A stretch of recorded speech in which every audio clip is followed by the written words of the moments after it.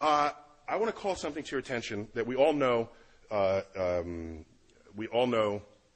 intuitively, whether or not you've thought about it explicitly. You go around the world and you find times and places where nations have excelled in one subject or another. There's a birth of that period of where they excel, and then there's a peak, and sometimes it drops off, and sometimes they hang on. And so you can ask the culture of that. What was going on in that nation to support those discoveries? And then what happened when they ended? And so I call that sort of naming rights. If you were there first and you did it best, you name things. Particle physics in this country, in the United States, was like going gangbusters after the Second World War.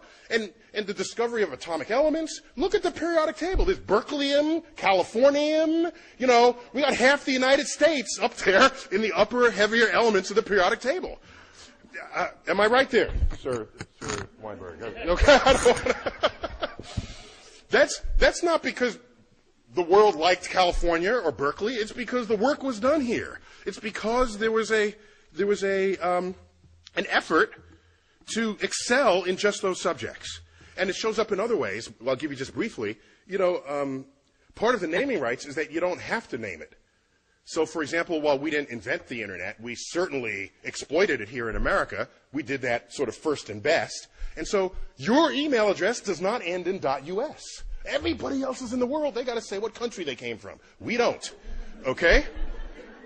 It's simple, but it's the consequence of being there first and doing it better than anyone had done it before. Do you know that the British postage stamp is the only postage stamp in the world that does not identify the country of origin? Because they invented postage stamps. So why should they have to say what country it is? It's their invention. Okay? Check them out. It's just the facts of this. The constellations of the night sky.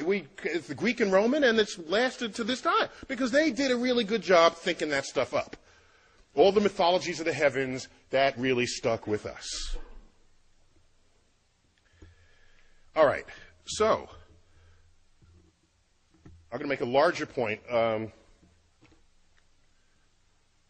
Not to get gratuitous on you here, but September 11th, 2001, as we all know, this was going on in New York City. This is the view outside of my window. I live 4 blocks from ground zero. This is the corner of the building in which I live. I went outside to get this view. I was, at the time, judging whether I should go collect my daughter, who was in an elementary school 2 blocks north of the North Tower. North is to the right in this picture. So I want to get a closer view with a highly magnified zoom lens to see what, while that was happening, the plane flew into the South Tower.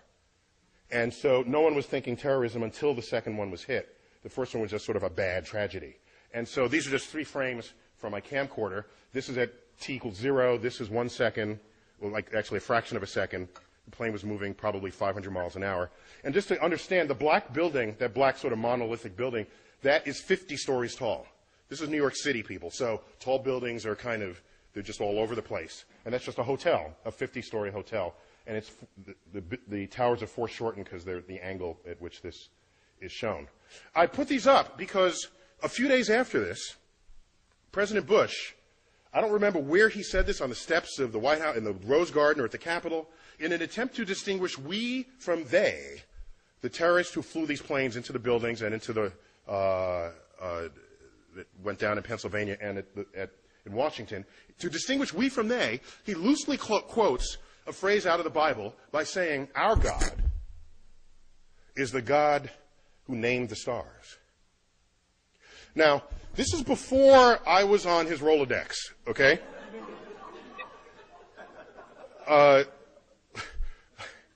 Because I could have helped him out there.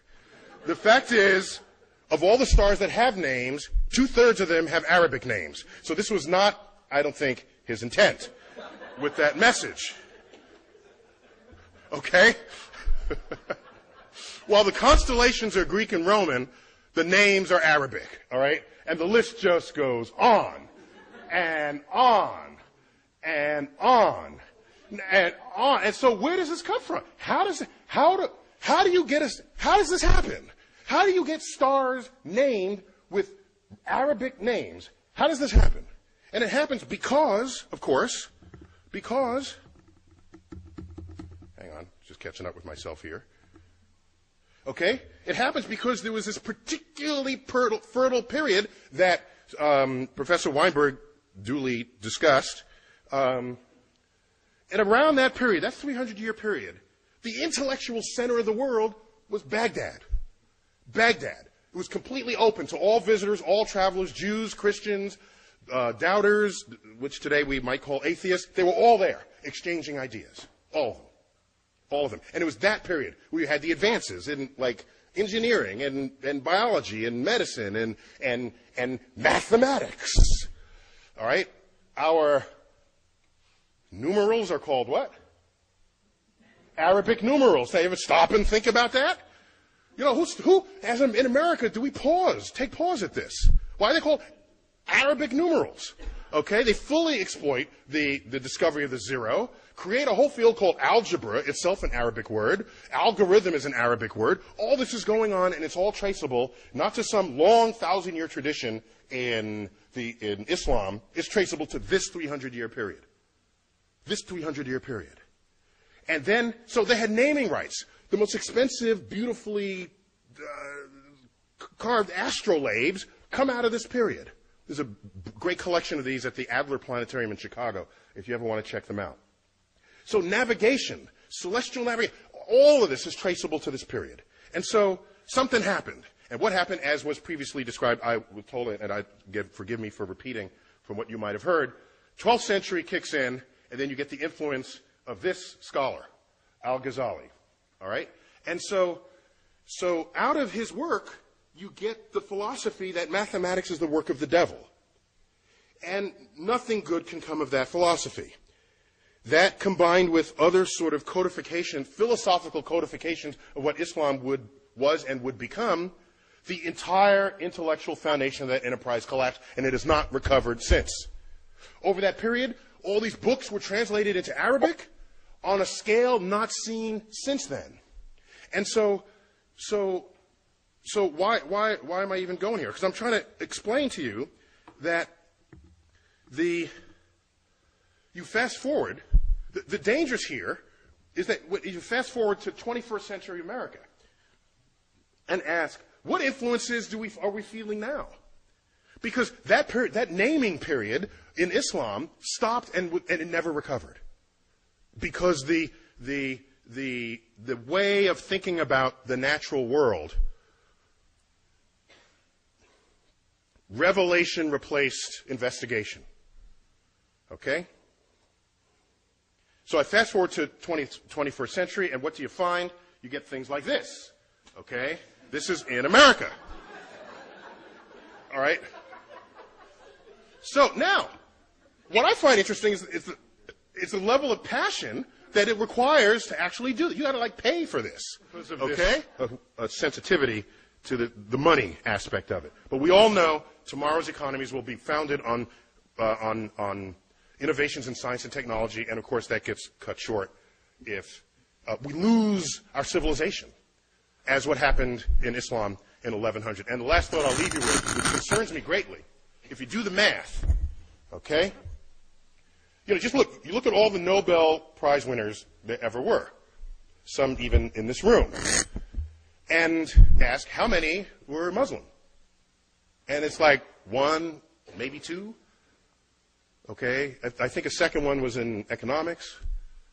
And the one we referred to was described earlier, the co-winner of the Nobel Prize with Professor Weinberg, Abdus Salam. And he's not Middle Eastern Muslim, he's Pakistani Muslim. Okay?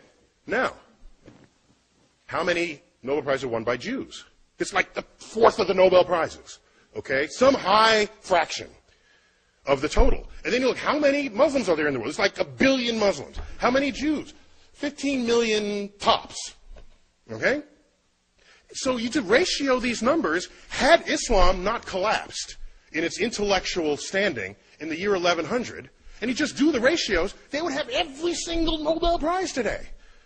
So the fact that it's not only just a few, it's near zero, is deeply worrying. I'm concerned about what lost, what brilliance may have expressed itself and did not in that community over the past 1,000 years. And so what I want to put on the table is why, so that's the end of my talk, but I want to say, I want to put on the table not why 85% of the National Academy rejects God. I want to know why 15% don't. And that's really what we got to address here. Otherwise, the public is secondary to this. Thank you for your attention here.